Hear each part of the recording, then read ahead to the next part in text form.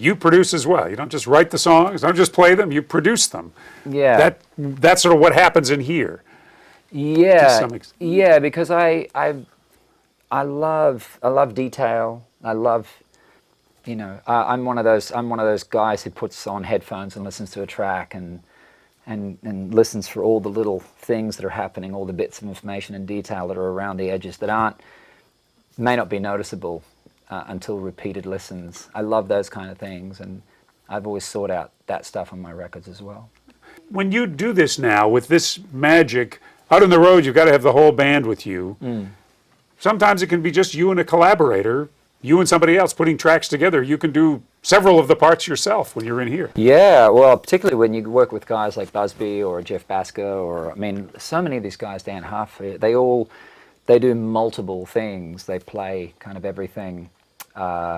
Nathan Chapman here in Nashville, there's a lot of guys that just play everything, and we can build tracks and program the drums and play enough things collectively. And, you know, I'll grab anything that's got strings on it, or I can hit, you know, and make stuff happen. And I think that's, I think a lot of that stems from, like, just the early days of having to just be creative, you know, because you can't afford session players, or you can't afford to buy a lot of instruments. So instead of you want a mandolin sound, so you put it, like, you know, you grab all you've got's an acoustic guitar, so you're grabbing a guitar and putting a capo way up here instead of playing.